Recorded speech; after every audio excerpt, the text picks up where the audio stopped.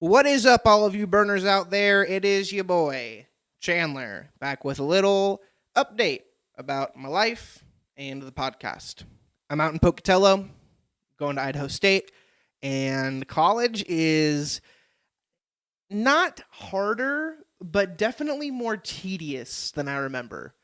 Before, I would just go to class for 2 weeks, and then between weeks like 3 and 7, I would just kind of like hang out and not do anything and get rich.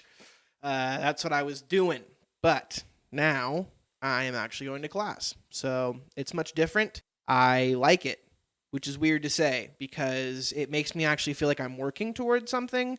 Not to hate on anybody who's working like a 9 to 5, because I think that it's good for everyone to work and whatnot.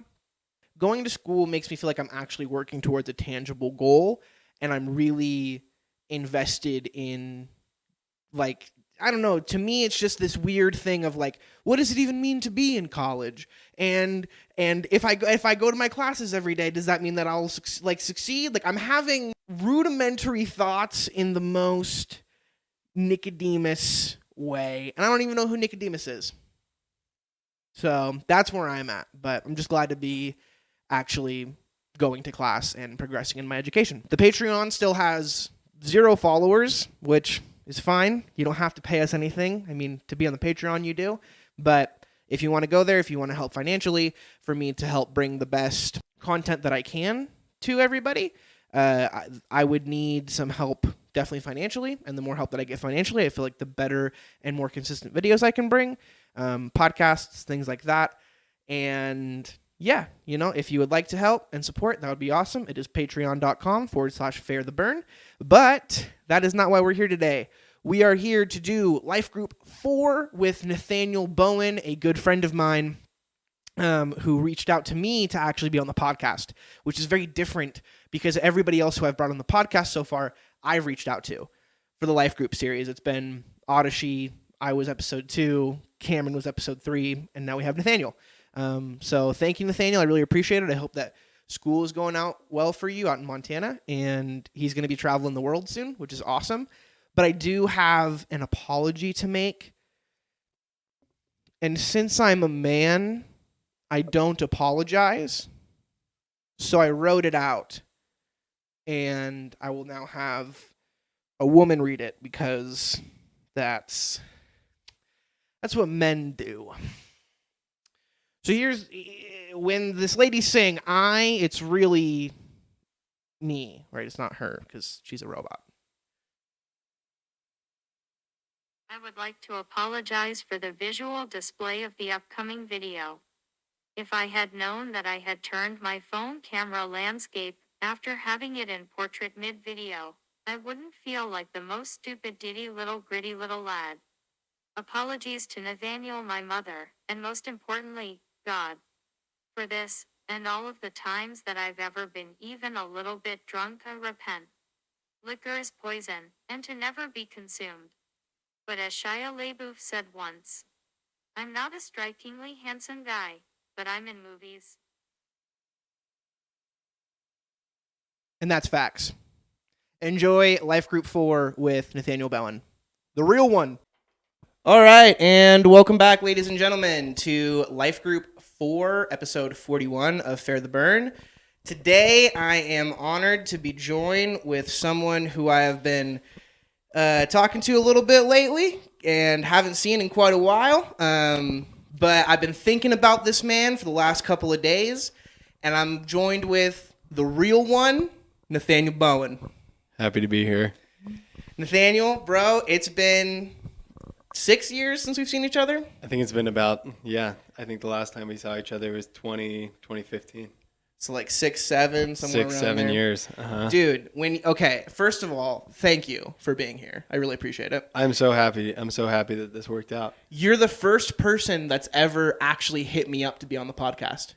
Yeah, I listened to Cameron's and listened to yours and then listened to Arashi's and was just super psyched to kind of I just felt it was so cool to connect with you guys in that way. Like, it's such a special medium to just like hear where you guys are at. And I just figured it's a good opportunity for me to, say what's up. Totally, man. Totally. And I think, the reason that I started this podcast series is really because I felt like what we had in our life group at our church was to me was pretty special. Just like the bond and the connection that all of us had, how big our group got, like how big the youth group was in general, kind of just around that time. I think it was really special. And even like Odyssey after his last podcast, I don't know if I'm supposed to say this or not, but I guess that there was a time during like our 7th to 10th grade years where the youth group was a big part of why that church was still alive and going. I can see that. I mean, especially with that, everything happening with that church, and like there is, I forget the name of the guy who ran the church, but there was kind of a whole kind of mess of political things going on with that, and Paul Hatfield, I think That's was. it. And, That's it, baby. Yep. And it was kind of a mess. So I could see like having a huge youth presence in there was bringing in probably a lot of donations to the church. And a lot of adults too, because it's like, well, my kid goes here, maybe I should start going here. Like, sweet, man. So I mean, when you hit me up, you're definitely an integral part of the life group, but just our bond and our friendship goes even deeper than just church. Like we didn't really ever hang out outside of like school too much, but we went to the same school for 2.5 years. I mean, you went to Little Scott as well. Yeah, it was probably like 8th grade through when I left, like through 10th grade, that we were just thick as thieves. Us and Colton Archuleta. Colton, bro. Fucking Colton, man. Dude, but like we were friends. We were eating lunch together. Yeah, we were in the same choir together. We were playing football together. Now, you played defensive tackle. Oh yeah, I just was horrible at the sport. Like, it was every time I'd go out, I'd be like, "Oh man, I'm gonna make it this year, wide receiver. Let's do this thing." And I'd go out there and I'd just get nailed in the head with a football. And they'd be like, "All right, man, back to the line with you." And I'd be 125 pounds, standing next to James Humphrey, being like, "Fuck my life." Dude, and that guy hit like a truck, man. That man was insane. I remember like freshman year, we had the one film study where they were running the counter play and James was playing guard, so he was coming around to get the end. I don't know if you remember this. I don't. Dude, but he was coming around and they were like, "Watch this here." And it's just James just laying some fucker out. Yeah. Just fucking some guy up, dude.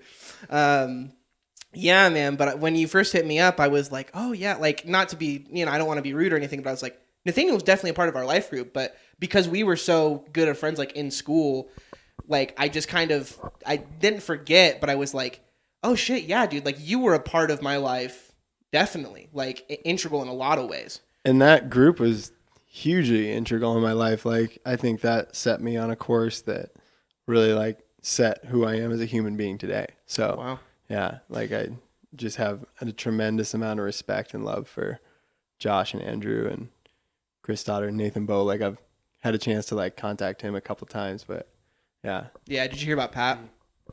No. His dad passed away. Yeah. Yeah, super sad, bro, but super good guy. And Nathan gave a really good like talk at his funeral and stuff at the Pursuit, so it was pretty cool. But super sad. I know he was struggling with health complications for a long time too, and yeah. Good guys though, super good guys. Mm-hmm. That's the thing, man. Like we really had some kick-ass leaders. It is incredible. Like they absolutely just shaped us into like really respectful, incredible young adults. And like honestly, I have so much fun in my everyday life, and like I just can't believe those guys taught me how to just like work hard and play hard. Like I just like so much respect to those guys. So much. Do you have like any like certain memories that come up to you? Like, oh man, I just remember so often just going backpacking, and there's just such a unique humor that Andrew and Josh have, and it's just so off. Like I had a huge concussion in high school, and I don't remember pretty much anything. But like, why'd you have a concussion, bro? I was running and I slipped on some ice. I was trail running in Helena and hit my head, and I was walking around the woods. I made 17 outgoing calls in 16 minutes, and I ended up contacting this gal I was seeing at the time, and her dad was a nurse, and she got her dad on the phone, and her dad walked me over the phone back to my car. And when the paramedics showed up, I was circling my car trying to find my keys, and I don't remember anything of that day except for waking up in the hospital like at 10 o'clock at night. Dude. So, like, is it, like, just a lot of shit from high school just wiped for you then? Like, is it? Yeah, I think I've just had, like, short-term memory loss pretty much ever since. Wow. And that was in high school for you? Yeah, it definitely, like, made me more erratic, too. Like, I have, like, a much more, like, poppy personality now than I used to. Yeah. Uh-huh. Dude, I'll tell you what. Yeah, because the reason that I call you the real one, bro, is because your motherfucking ass would call me out on straight up lying in front of people. Now, I don't know if you remember this, but we were in winter camp. We were in 9th grade, and you had recently just started dating the girl that I was dating before, right? Shout out. Shout out Caressa. Yeah, shout out Caressa. She's wonderful, a good lady. Wonderful woman. But you started dating her after I was dating her, and I was like trying to seem cool around this table, and like I've always been kind of a bigger dude. And I think around the time that you were starting to get kind of like pretty in shape and stuff, and I don't remember if you had a 6-pack or whatever, but we were around this table, and I go, yeah, I can't have a 6-pack because my football coach says I can't. Do you remember this? No. Dude, you looked at me straight up and in front of like everyone says, no, he didn't. You were like, no, dude. No, that's not what happened. That's lying, bro. Yeah, man. But dude, so I just remember, those camps being such an amazing part of like life during that time. Like it was so fun every 3 months, 4 months, like just going to hang out with you guys. And do you remember like going up to, were you there when we went to Spokane? Yeah. And we just like walked the city, and like Cameron was talking about this, but yeah, we were like just walking the projects as like 50 like high school kids and just like 3 adults just like walking around the projects having wild experiences with homeless people. Yeah, bro. like people are shooting up just like, you know, like going into their, and I was just like, wow, this is really intense. But all of us from Boise, Idaho, just going to, we called it Spokompton. We like took that bus there, and then all of a sudden we were in those parks, and like these people would come up, and it was like we were just talking to like the craziest characters, and it was amazing. It was great. You have any experiences from that you remember, or is it gone with the trail? Dude, I'm telling you, I remember like the last 4 years like decently well, and that's fair enough, bro. But the love is there. The love is there. The concussion's still hitting. It's hard, man.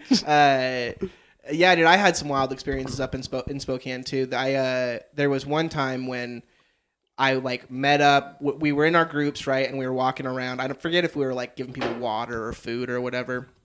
And there were these 3 people. One of them names was Beretta. There's this black lady named Beretta. Sick. A black dude named Tommy Gun, and then a white lady named Robin. And dude, Beretta and Tommy Gun were straight up on crack. Straight up, like just cracked out, dude. Just talk. Yeah, this is what we're doing. This is what we gotta do. We gotta go do this. And you're like, oh my god. And then Robin is this like fat white lady who like looks up at me, dude, and she's like, "You're special. You are special. My whole family got murdered last night." Oh, I remember you saying this. Yeah, dude. Like they got shot and murdered. But you're special. And I was like, I don't know what to do. I'm scared. I don't have any money to give you. I'm 14. Yeah, dude, literally like 14, 15, bro. So crazy.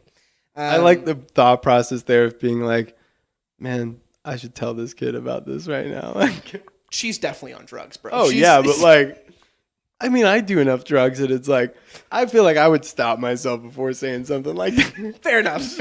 We'll see when you're 40. Okay, fair enough. What you are, but you're not telling people. Fair enough. So, I mean, your dad, when we were in high school, was preaching the word of God at a church. He was, yeah. He actually owned his own church. And I never really asked you, but like, how did that church kind of differ from the Pursuit? Oh man. Well, like I love my dad a lot, but he is a raging narcissist. So it's Okay. like he's just, like I think his idea of reality is so far removed from like other people's version of reality. And I think I'm realizing as that I get older that my version of reality is much different than other people's version of reality. Mm. But I'd say like the main difference is he was always I think this might have been true. It felt like Andrew and Josh were still very much in it for because I didn't really interact with, Adam Casper much or any of the Paul Hatfield or like anybody kind of higher up in the, the hierarchy of the church, but it was sort of my dad was always like on this power like he's like man, these people are, it's like it's just catty. And I think like with a small church, it's just bound to be catty. And like I always wonder, he just hated the political side of things,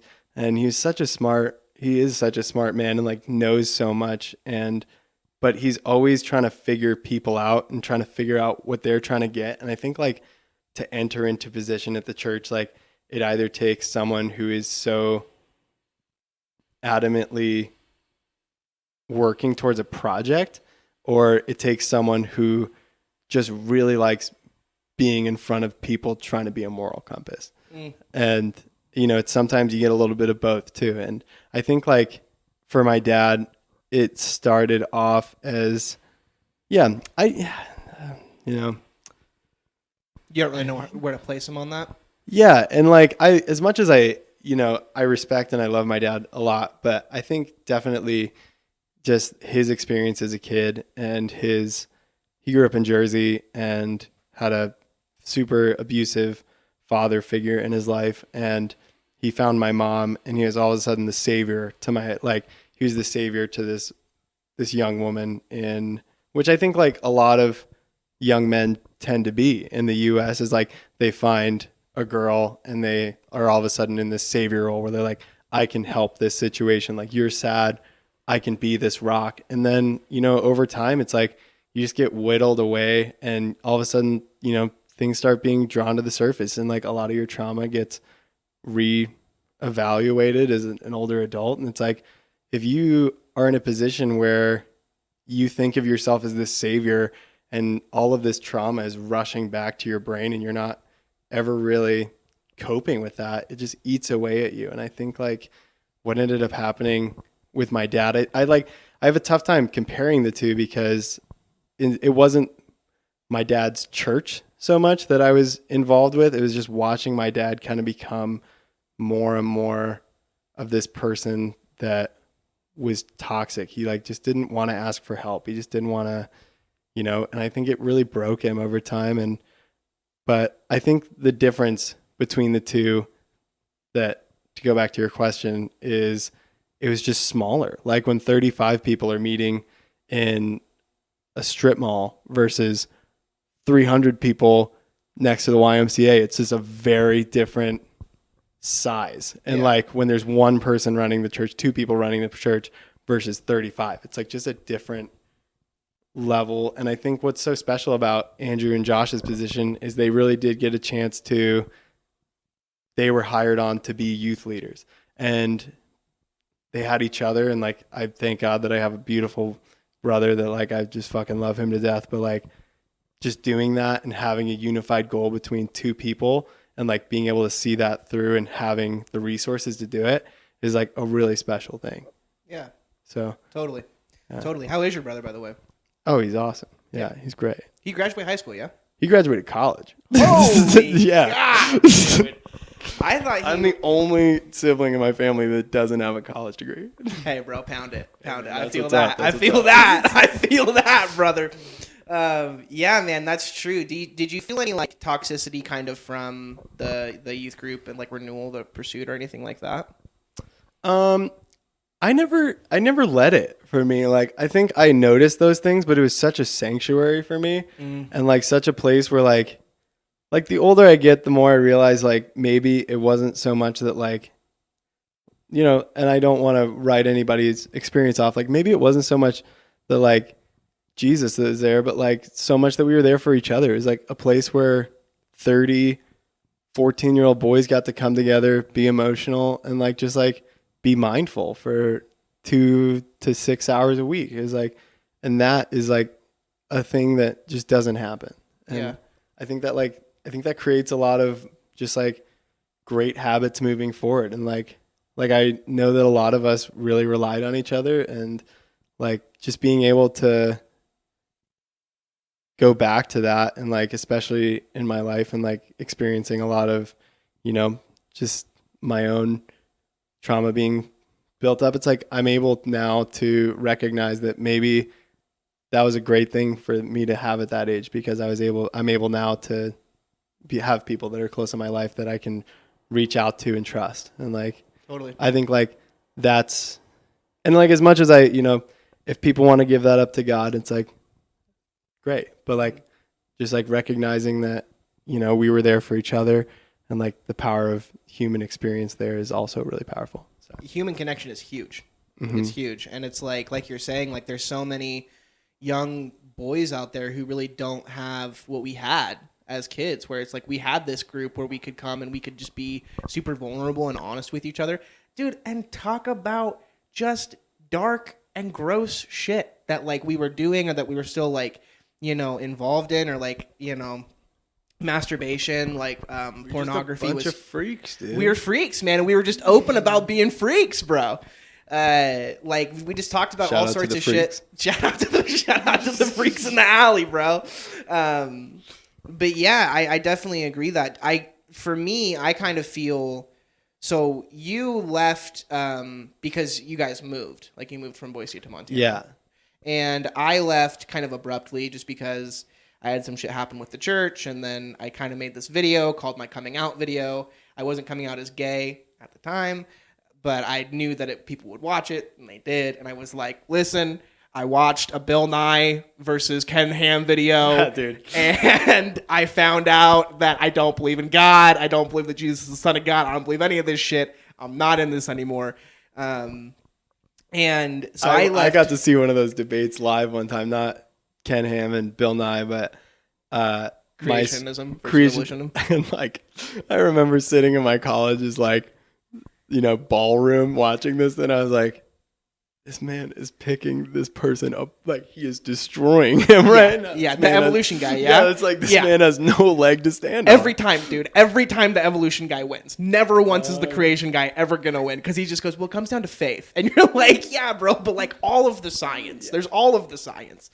So I left kind of abruptly. You kind of left kind of abruptly as well a little bit. I mean, your coming to the end was kind of known a little bit more than mine was.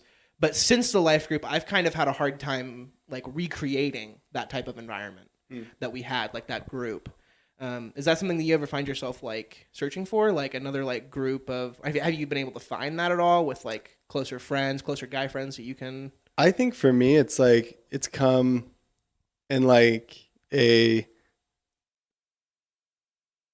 not so much like closer guy friends though. I was fortunate enough right after I left to just have like a group of, I moved to Helena, and being from Boise, Idaho, and, being a hipster, everyone just, they're like, this man is a homosexual. Yeah. And you're like, you know what? And so like the only people I found that where I was comfortable hanging out with were like this group of women, and just like, I absolutely fell in love just like with this idea of like embracing femininity, and like it's like it's wonderful to have an experience going from a super open and vulnerable group of guys to then get a chance to spend a bunch of time with like really strong females. And like I just like in terms of being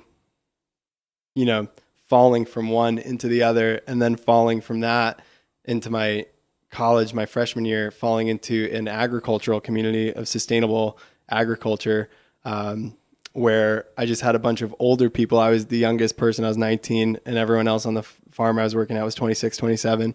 And I just learned so much from them. And it's like, I feel like I've just been able to fall into communities that have really just like taken me in and loved me. And like, yeah, I feel truly, truly thankful for that. So That's beautiful, bro. it's beautiful. That is It's been a beautiful thing. Seriously, like I don't know if I could have imagined, and I even grew up around women, but like going from what we had in Life Group for you then to go to Montana and then to find like not necessarily like the equivalent, but something pretty close to what we had in Life Group is amazing. Oh, it was nowhere close. Oh, really? It was completely different. Yeah.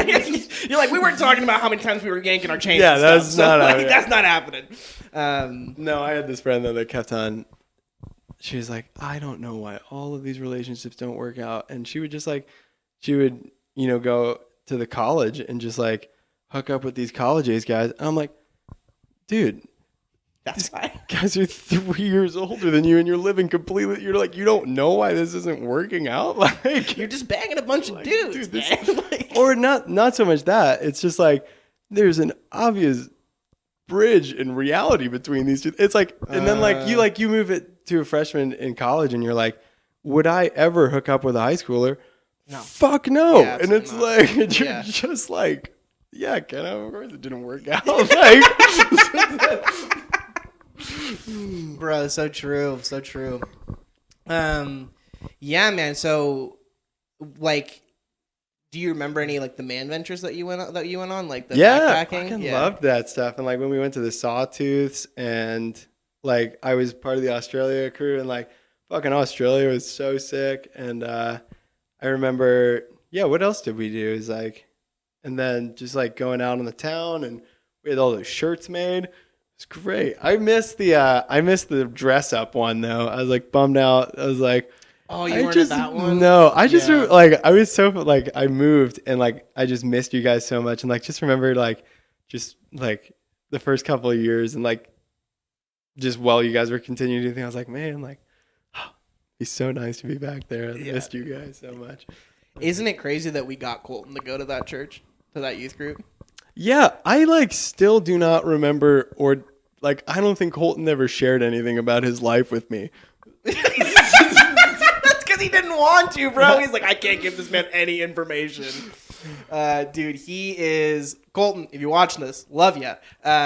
So crazy. I love the guy to death, dude. But just the way that he was raised too. His dad. I don't feel bad about saying this at all. Nash was a complete narcissist. I don't know if you ever met Nash's dad or whatever. Mm-mm. But just like a total car salesman, always wanted to turn Colton into like some car sales monster. And that dude, man, I love him to death. But I just remember seeing Colton do some crazy shit, man. Like do you remember those couches that were down by the choir room? Down at the end of the hall. I don't like where this is going. There were couches like down by the band room, right? And we kind of were like warring with the band people at the time. And I forget like what grade this was, but they were like stealing our couch, and then we'd steal all of their couches, and they'd steal our couch. And then one time, this guy was like walking our couch down the hallway, and Colton was like, "Fuck no, man!" and reaches into his backpack and grabs out a Nerf axe. A Nerf axe that he was walking around with school with, starts beating this dude with it, grabs him, and throws him into the wall, bro. And I was like, Colton, it's okay, That's man. real loyalty right there. That's real shit, dude. That's real shit. Yeah, man. So, But like just a very kind, like kid. again, Like, love the guy. Like love the guy. Yeah, love the guy. Super quiet, kind. If he's your friend, he's gonna ride with you forever. Dude, ride or die, man. He's a fucking golden retriever, man. He's a golden retriever that will turn into a pit bull like that. Like that if you fuck with people that you don't fuck with. a healer, if you will. That's it. That's it, dude. Yeah, so kind of like, can you kind of tell me about when you were in youth group, like when you were in life group, how bought into the church were you? Oh, so bought in. Oh yeah, like especially at that time, like having a serious relationship, and like at that age, and like both of us being super involved in the church, and then just me feeling so close to you guys, and like I went to Montana and was like, I'm going to be a youth pastor. I'm doing this shit. I am like, this is me. And I remember getting to Montana, and like nobody around, like all of the church people, because like my dad and mom both worked at a church there. My mom was the the kids pastor. My dad was the associate pastor, and I just didn't really enjoy the youth group, like any of the guys from the youth group that much. So like found, friends elsewhere and continued to go to youth group. But it was just kind of one of those things where I started to like really question, because it wasn't an echo chamber around me of being like, this is what I believe. And then people being like, that's what you should believe. It's like, I got a chance to question it. And like, yeah, I remember, I think it was my junior year, maybe my mom and I took a trip to Multnomah, and that college in Oregon. Yeah. And I was like, there's a 2-year, or maybe it was a 4-year, 3-year, 5-year. It was a 5-year track where you could go straight from an undergrad to a master's degree and kind of have this master's. I think it was a master's in divinity. And we went and visited, and I was so psyched because I was like, Portland is sick. Like, fuck yeah. I bet like where do we go climbing? Like, where do we go do all this? And I was like asking these people to go to the school. I was like, so like, what, like, where's the cool place to hang out? And they're like, we don't really leave campus. And I was like, oh no, excuse me? Like, oh no, that's not what I want. When I got back, that was like, my mom was like, how'd it go? And I was like, I don't think it's for me. Like, no thanks. Maybe not. You know what? The waterfall's kind of cool, but like, nah. Dude, the Multnomah Falls is sick. Yeah, it's sick. Yeah. You hike that? Yeah, it's great. Yeah. It's beautiful, man. So you obviously, so you're super bought in when you're in Boise. You moved to Helena, kind of, don't really click with the same guys at the church there as you did with people in Boise. Check out the school. You're like, maybe this isn't for me. What kind of like started your journey away? Secular music. Really? No. You're like, bro, I was listening to Ace Hood and Drake all the time, bro. Baby Keem. Yeah.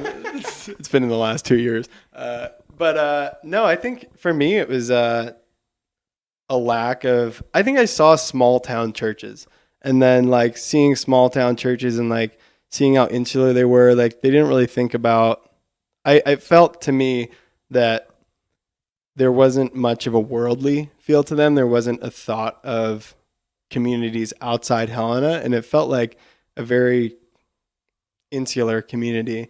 And I think just like getting out of that and realizing that, like, I just have a great friend, David Jenks, who was a flamboyant young man. And just remember me being like, if there's like no love for this guy the way he is, it's like, what's the fucking point of being here? Yeah. And it's like, I think me moving away from that, and me also being like, I fucking love sitting in a hot tub, drinking beers, and then having casual sex. Like, I'm sorry, but like, if that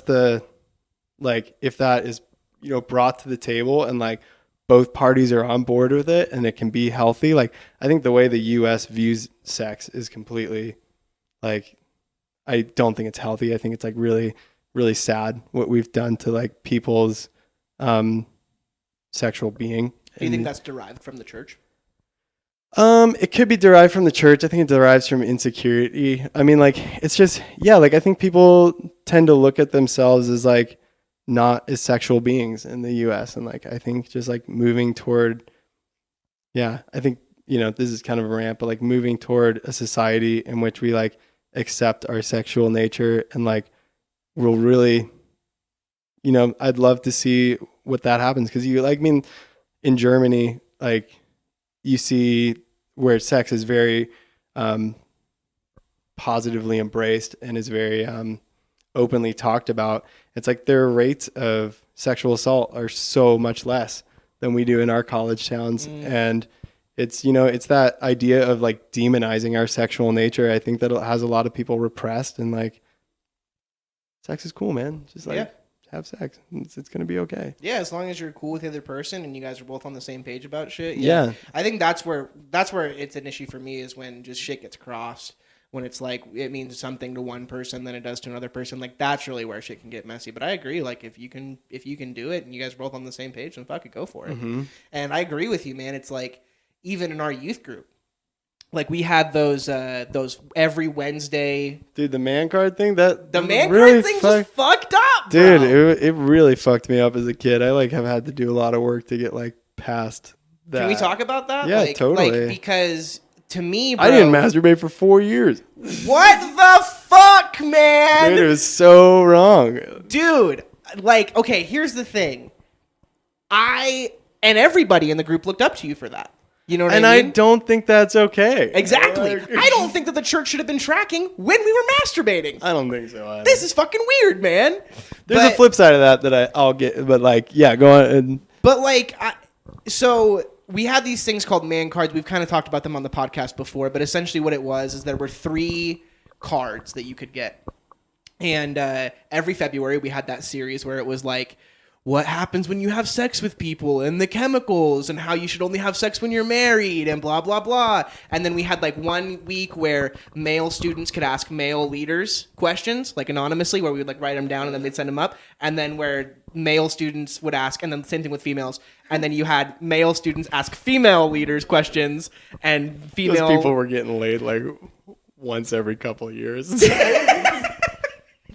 No, just kidding. You know, and then we had those man cards, and then the first one was purity, and it was all about don't be on your phone after 9 p.m., don't watch porn, and then like at the end of it, it was like don't masturbate for a week, don't masturbate for 2 weeks, don't masturbate for a month.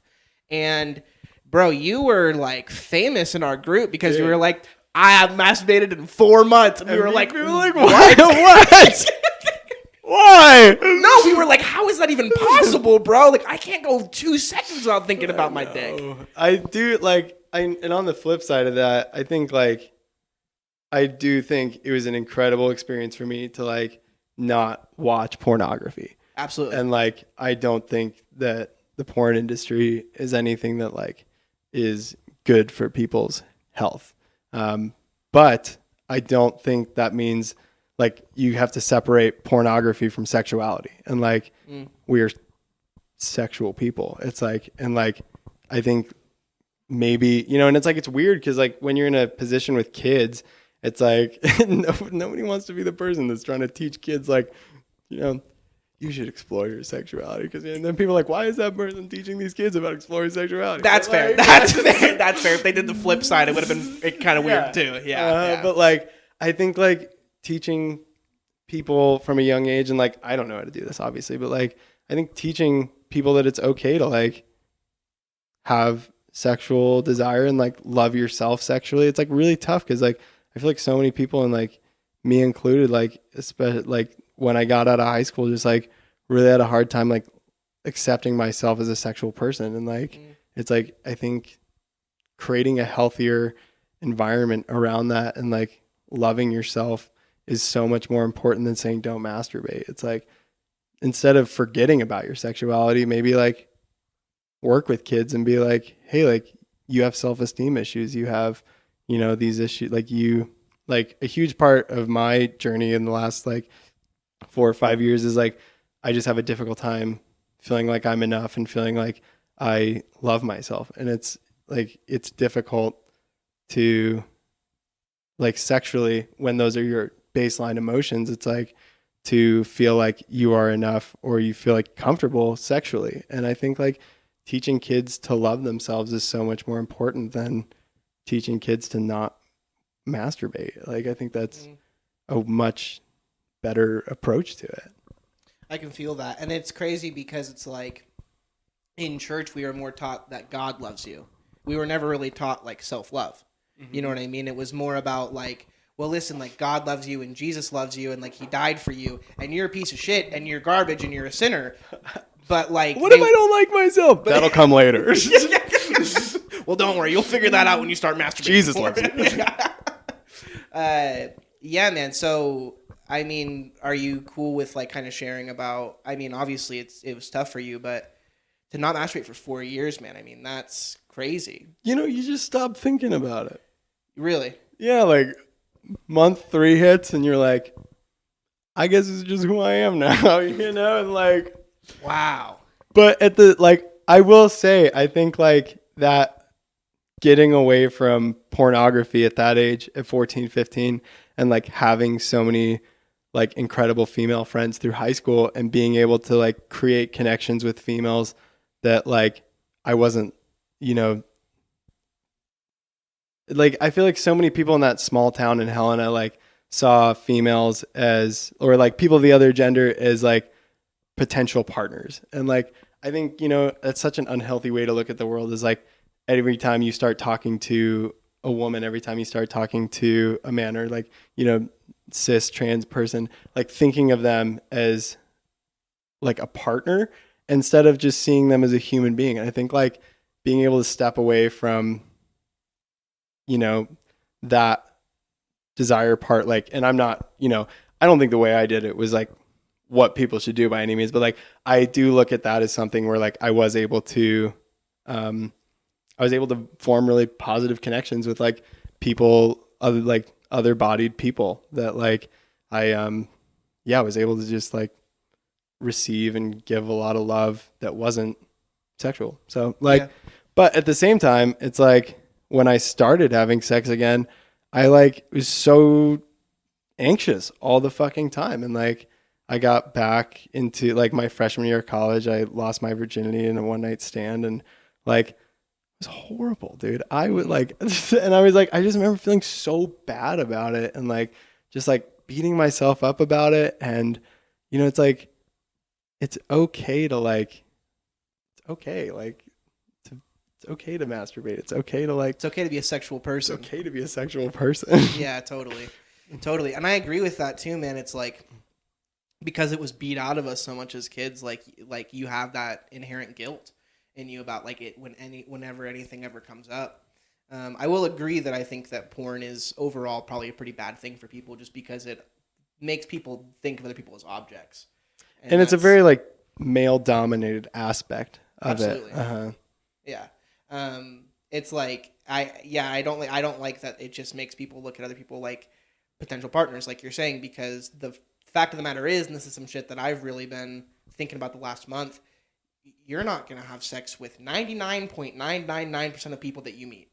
Like the percentage of people that you're going to meet compared to the percentage of people you're going to date or have sex with or be involved in any sort of way like that is so slim. So you should really just look at people, like you're saying, just as other humans, just as other bodies, other people who are living and having experiences, and like you're not trying to get something out of them, or you're not trying to, you know, pursue or sway. That was the word that they always used for in church. They're gonna pursue this girl. Yeah. Uh-huh. You're gonna pursue this relationship. Cool, man. So, kind of like that was your start. That was your kind of start, like walking away. Where do you kind of find yourself now? Like how does that journey gone into your views on God, church, religion, what life is? Well, let me tell you. The Montana's coming out, you know, brother. You got that. I have an issue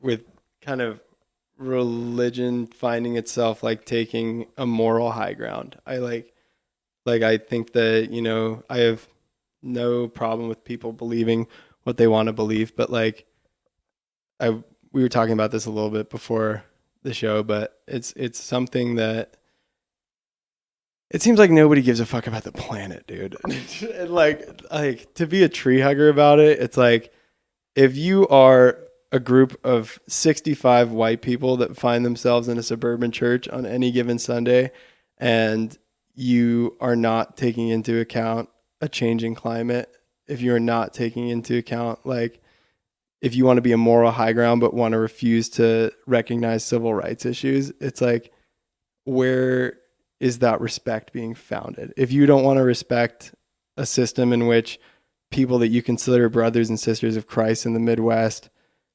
raising 10,000 acres of crops, if you don't want to recognize that there's an agricultural system out there that keeps those people oppressed, that keeps that land only being used for a monoculture crop and is just ravaging our natural resources, it's like, if that's not a conversation you bring to the table every week, I have a hard time respecting that as a moral compass. Yeah, I feel that, man. That's something that Alex actually talked to me a lot about the couple of times that I saw him when I was back in Boise. He was like, man, it's crazy how when we were growing up in church, like they never talked about racism. once. Like we never ever talked about it. But they found out how many times we were masturbating every week. Yeah. You know what I mean? And it's like, it's just crazy because they think a lot of people who go to church and who run churches are just like, well, the earth isn't going to go away because why would the earth go away before God comes back? And it's like, well, motherfucker, if you keep destroying your planet, God isn't going to have anything to come back to. If you really believe that, it's like, if you really think that God's going to come back. He's going to show up 5 million years from now. We're all just going to be gone. He's going to be like, this place is still here. All right. He's going to be, shit, well, I'm a little late, huh? Ecologically speaking, the earth is going to be all right. Like, we could burn ourselves off this planet in 5 million years. Like, geologically speaking, that's a super small time. It'll wipe. Well, the earth is going to be fine. But, like, if you aren't looking at, like, the way that we are treating this beautiful place that we live and, like, yeah. But anyway, I digress. But, no, for sure. I feel you. What do you kind of think about, like, God? Like, what's your idea about if there's some sort of conscious being or if it's an energy or nothing or... I really, like... I don't think about it that often. Really? Okay. Yeah. It's not a thought of mine that like comes to mind. I think like maybe more so I feel lucky enough that like my life is spent outside and like I live out of my truck for 9 months out of the year and I travel around the country and I work seasonal jobs and like I am a raft guide in the summer, a river guide in the summer, and in the winter I recreate outside and I'm constantly being reminded of like how beautiful our landscape is. And like I can honestly say like if that is I just don't know if that's the work of I don't want to say it's not the work of a creator, but like I think acknowledging the spaces we live in, acknowledging how truly beautiful everything is around us is much more important and will lead us to like if there is a creator, I want to appreciate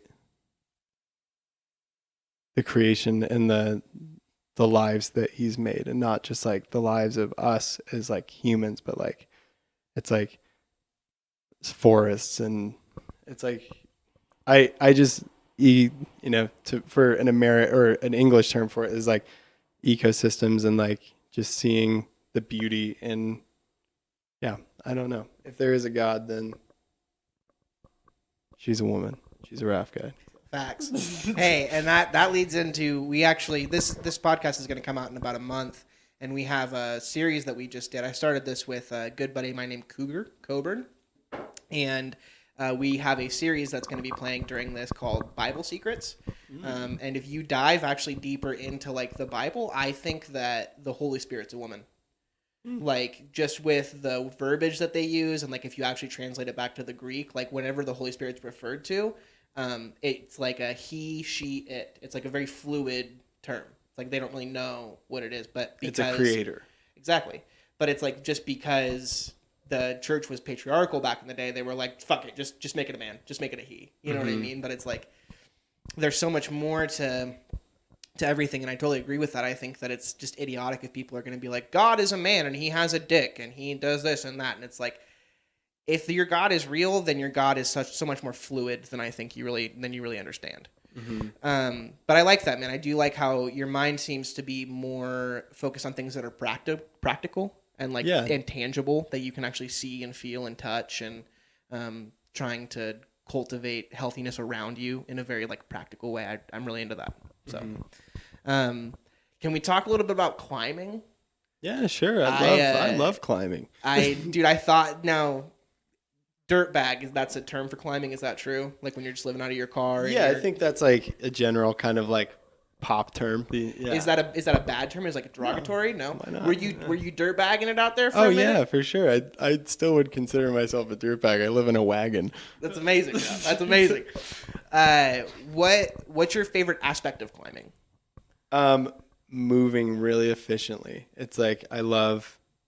Like I've started to start loving the technical footwork and like the kind of like difficulty of individual moves a lot more. But like the reason I got into it was the like it just feels so incredibly crazy to be moving in landscapes that are so rugged. And like I've had the chance to just do so many incredible things through that medium. And there's like it's like a drug, dude. Like when you are moving at a speed up a rock that is like you're just plugging away, and it's like you get up and you build a quick belay station, which is like where you're bringing your partner up to you and they get up to you and you already have everything. Like I found that I really love organization. I love logistics. And like as you're climbing, you're putting gear in, and then as you're following, so like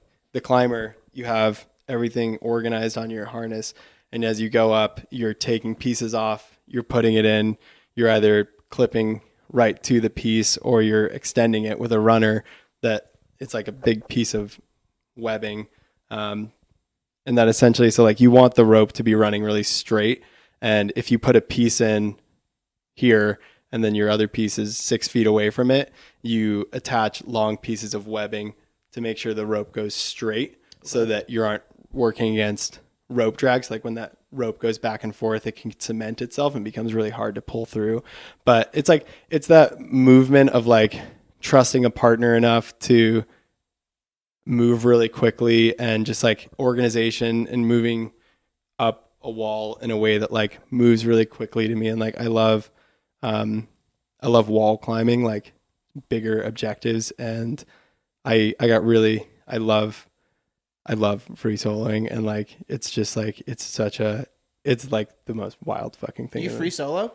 And like yeah, but like not in the way that like Alex Honnold. Yeah, exactly. It's like those guys are next level, but like moving in a way where you just like, I love walking into the wilderness with a bag of 7 mil static line, a harness, and my shoes in a chalk bag, and just like climbing a 700-800 foot wall, and just like moving really quickly. And like just every once in a while you get these positions where like you're laser focused, and like you're making just like really minute moves over like 700-800 feet of air. And it's like then you stop and you're like resting on a hold, and it's like the whole world is just like so right in that moment. It's like you just can't believe the elation of it all, and like the trust in yourself, and it's incredible. Dude. It's incredible. Oh my God. Like obviously when you're in that moment, like it's so much of a drug and so much of an adrenaline rush, and It's just like not an adrenaline, it's endorphins. It's not adrenaline. Okay, yeah. Yeah. But like does that make you struggle with like enjoying other aspects of life? Because if you're just 500 feet up in the air with like nothing, bro. I've had to like calm down a lot. I like definitely have like found myself in certain times where like I turn into a real dick when I climb. I like I can crag, and like, but like when I am I just like I love climbing really fast, and I love climbing really efficiently, and like with it, I just can be like a real kind of like why the fuck aren't we moving faster? It's like, let's picked the wrong partner for this go. Let's fucking go. So like I've had to like definitely tone it back, but I don't know. No, I would say like, I don't say like it detracts from anything in my life. Okay, cool. But yeah, I do quite a bit of drugs, and just like, so like, I'm just, a lot of people would call it flying by the seat of their pants, but it's. You ever done DMT? I have, yeah. Yeah. You have some crazy experiences on that? Well, one time I did this solo backpacking trip through the Escalante River, and I started at Lake Powell and worked my way back, which is moving upstream, and it was high water. So I did 60 miles either hiking through waist deep water with a 70-pound backpack on, or I was hiking in tamarisk, this really woody, thorny bush. And it was 85 degrees every day, and the only shoes I had were sandals that I could wear, and like it wore crazy blisters, and I was bleeding from all my orifices, and I got to a point where like I think it was night 4. I was trying to make like 15, 16 miles a day in that kind of country, and like I just broke down, dude. Like I started crying. I was like weeping on this bank. My tent bag had flown away. I was like, You're alone? I was completely alone. I was like, fuck my life. Like, this is awful. Just was losing it. And I ended up finding this guy so it's called Neon Canyon. And I went in there, and this dude comes walking into mid-40. He's like, wow, that's fucking incredible. And he looks at me. He's like, what's up, man? And I was like, hey. And I told him my story. And he's like, that's fucking crazy. And I was like, I know. And he was like, cool, man. I'll give you a ride to your car. So like I was at that point where like I could hike out of the canyon. Like it was safe to do so. Like 60 miles before that, there was no trail out of the canyon. Okay. But that was like an exit. So I ended up following this guy named John Good to his car, and then he gave me a ride back. And we're listening to this the hot desert sun is beating down. It's the evening, and this guy's like bumping this like super ethereal like and we're like just like in his Jeep like with the top down just fucking rolling. I was like, what a fucking crazy experience this is. And then he drops me off. He's like, my friends and I are climbing at Maple tomorrow. You should come. It's like 4 hours away. And I was like, sure, all right. Like I was planning on being on the route like on this for a couple more days. So I went there, and I was like fully ready to climb. And I show up, and they all have these party shirts on. We're like taking tequila shots, like doing cocaine, just fucking like partying our faces off. And I'm like, wow, this is fucking crazy. And like, then it's 12 o'clock at night, and like things are starting to wind down. And this guy's like, you ever done DMT? I'm like, fuck it, man. Like, no, I've never done DMT. And I just randomly smoked DMT with this guy in the middle of nowhere.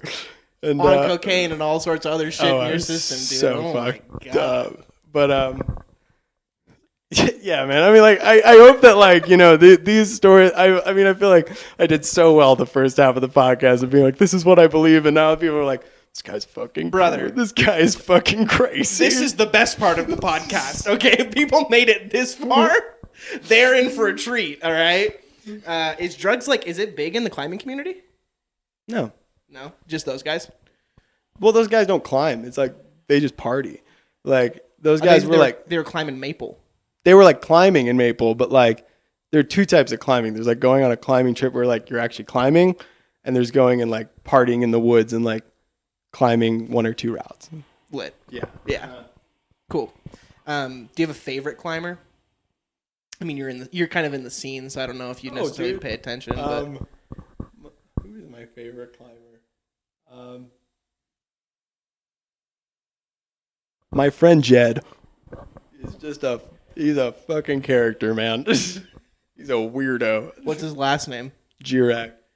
Jed Jirag? Dude, he's a fucking hilarious motherfucker. He is from San Diego. He's not famous or anything, but like, I think just like, I don't know if he's my favorite. I don't have a favorite climber. I just like going climbing. I hate the whole, I've discovered that I'd rather just spend time with good people than like be in a scene. So like, but Jed, if you're listening to this, you're my favorite climber. You're your favorite climber, Jed. You also love Jed. You love hanging out with Jed. I fucking love Jed.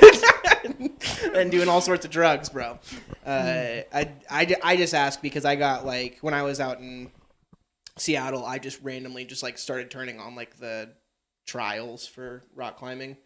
And I was like, oh, this is really fucking interesting. And my buddy had a membership at Seattle Bouldering Project, so I went and like bouldered sometimes. And I follow a couple climbers on Instagram. Matthew Bush. I don't know if you ever heard of him. He does some free solo stuff, I think. He's... Oh, he's the South African guy. Yeah. He's. I thought he was from England, but yeah, I know that he was from somewhere outside of the U.S. And then Kyra Condi is the other lady that I really like. I don't know her. She's really good at bouldering. Yeah, man. I'm a horrible boulderer. Really? I'm like so bad at it. I just like cannot keep like I lose interest so fast. I It's a too lot small for you. Yeah, it's like well, also I'm just like not that strong of a climber. Like bouldering is like really big on like, catching small crystals and like maintaining a ton of body tension. And like I just like being really loose when I climb and just like moving really efficiently. And like I'm just really bad at like sitting at the base of a boulder and following at the same move like 9 times. Right. It's not very good at that. Well, bro, you also boulder 500 feet up in the air, so I I don't know wouldn't be about too that. worried about that. I mean, if you're fucking free soloing and shit, then just a big ass boulder. Just a big boulder, dude. Just a huge fucking boulder. All right, Nathaniel. Thank you, bro, so much for doing this. I mean, let me check this time real quick. Yeah, we're about an hour in. Is there anything else that you kind of want to send out into the world? Anything that we didn't talk about that you were hoping to? Yeah. Motherfuckers, hit me up. Hit him up. Hit up your boy. Like, I was so happy that I contacted you and got to do this. It's like, I would love to meet Harrison's kids, and like, I'd love to hang out with Arashi and Nathan Davis. And like, I keep on running into Evan. Evan and I have actually stayed in contact. Evan's also living a very wild life. Yes. And we just run into each other and like have coffee and like just like talk about life and stuff. But I'd also love to link up with Nathan Anderson. And yeah. Yeah, dude, I've been trying to get Evan on this podcast for literally since the beginning of it. But like you said, I feel like that dude's always in a different spot. Yeah. So it's hard to track him down. Anderson's out in Oregon studying to be a doctor. Jeremy, you too. What? Jeremy, you too. Jeremy, dude, can I tell you a funny story about Jeremy? Yeah, of course. Jeremy, I'm sorry if you hear this, bro, and you don't want no one to know this, but I'm telling this story. Dude, okay, so when we were in high school, I thought that Jeremy was going to be the biggest stoner of all of us.